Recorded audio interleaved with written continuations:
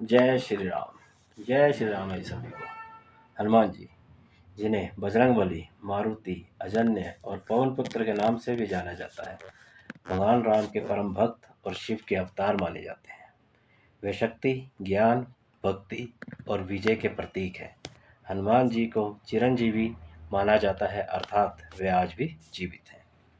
हनुमान जी का जन्म चैत्र मास की पूर्णिमा को हुआ था। उनकी माता का नाम अंजना और पिता का नाम केसरी था। उन्हें भगवान शिव का रुद्र अवतार माना जाता है। हनुमान जी भगवान राम के परम भक्त थे। हनुमान जी को अष्ट सिद्धि और नवनिधि का स्वामी माना जाता है। उन्हें पवन पुत्र भी कहा जाता है, क्योंकि वायुदेव ने उन्हें पालने में महत्वपूर्ण भूमिका निभाई थी। उनका शरीर वज्र के समान होने के कारण उन्हें बजरंगबली भी कहा जाता है। हनुमान चालीसा, जो 40 छंदों में उनकी महिमा का वर्णन करती है, बहुत लोकप्रिय है। हनुमान जी को कलयुग में भी पृथ्वी का विचरण करने वाला माना जाता है। धार्मिक कथा के अनुसार हनुमान जी भगवान शिव का 11वां रुद्र रूप है।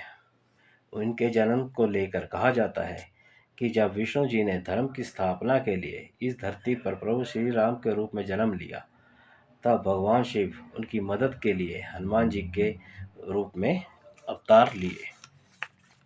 वे अपनी माता को श्राप से मुक्त करने के लिए भी पैदा हुए थे। उनकी माता अंजनी को श्राप मिला था कि वो किसी भी पुत्र या पुत्री को जन्म नहीं दे पाएगी, लेकिन माता अंजनी और उनके पिता केसरी ने भगवान शिव को अपनी घोर तपस्या से प्रसन्न किया, और जिसकी वजह से भगवान शिव ने अपने 11वें अवतार में माता अंजनी की कोख से जन्म लिया। हनुमान जी के बचपन का नाम मारुति था। उन्हें पवन पुत्र और अंजनी पुत्र के नाम से भी जाना जाता है। वह बचपन में बहुत ही शक्तिशाली और चंचल थे। एक बार सूर्य को फल समझकर पकड़ने के लिए आकाश में कूद गए, और सूर्य को पकड़ने की कोशिश में उनकी इस शरारत से क्रोधित होकर ऋषियों ने उन्हें अपनी शक्तियों को भूल जाने का श्राप दिया। और साथ में ये भी कहा कि ये श्राप तब तक रहेगा जब तक उन्हें कोई याद नहीं दिलाएगा। जब जब उनकी शक्तियों को याद दिलाया जाएगा, तो हनुमान जी को अपनी शक्तियाँ याद आ जाएंगी। हनुमान जी बचपन में कई रोचक कथाओं से भी प्रचलित हैं। हनुमान जी ने बचपन में पवन देव और ऋषि मातंग से शिक्षा ग्रहण की थी। वह बचपन में ही ऋषियों के आश्रम के सारे फल खा जाते थे और ऋषियों को बहुत परेशान करते थे। हनुमान जी बचपन में बहुत ही नटखट और चंचल थे।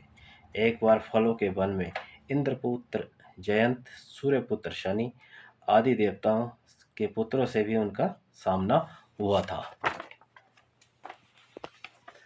जब उन्होंने प्रण लिया था कि मैं भी उड़ना सीखूंगा, फिर पवन देव ने उन्हें उड़ना सिखाया था। एक बार उन्होंने सूरज को फल समझकर निगलने का प्रयास किया। रास्ते में राहु ने उनका मार्ग रोका, तो उन्होंने राहु को दूर फेंक दिया।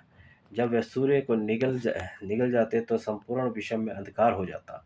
ये देखकर इंद्र वज्र फेंक कर उनकी ठुड्डी पर प्रहार करते हैं और उनकी ठुड्डी टूट जाती है और वह मूर्छित होकर धरती पर गिर पड़ते हैं, जिसके चलते उनके पिता पवन देव नाराज होकर संपूर्ण विषम से प्राण वायु को अपनी ओर खींच लेते हैं, जिससे संसार के सभी जीव जंतु मरने लगते हैं। ये देखकर सभी देवता एकत्रित होकर उन्हें मनाते हैं, और हनुमान जी को पुनः सचेत करने के बाद सभी देवता हनुमान जी को अपनी अपनी शक्ति प्रदान करते हैं।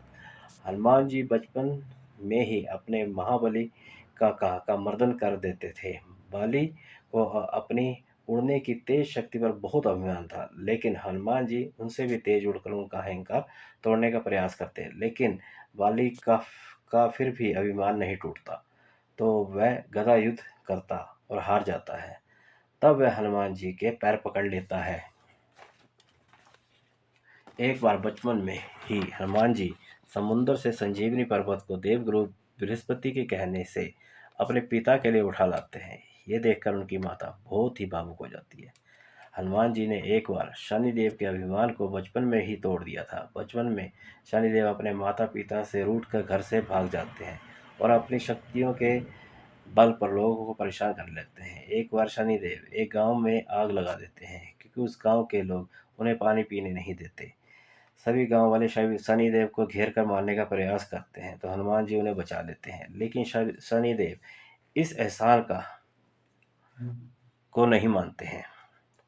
हनुमान से कहते हैं तुम्हें मेरे रास्ते में नहीं आना चाहिए था।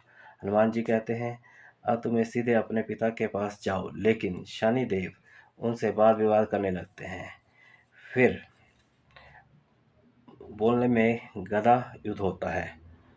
तब हनुमान जी उन्हें अपनी पूंछ से लपेटकर उनके पिता के पास ले जाते हैं। इस तरह ऐसे कई मौके आए जब हनुमान जी और शनिदेव में टक्कर हुई। उन्होंने शनिदेव को सबक सिखाया।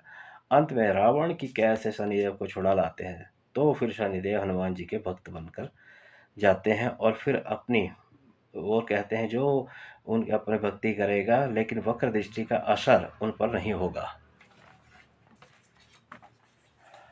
हनुमान ने अपनी शिक्षा सूर्यदेव से प्राप्त की थी। सूर्यदेव को उन्होंने अपना गुरु बनाया। उन्हें वेद शास्त्रों के कलाओं का ज्ञान प्राप्त किया। पौराणिक कथाओं के अनुसार हम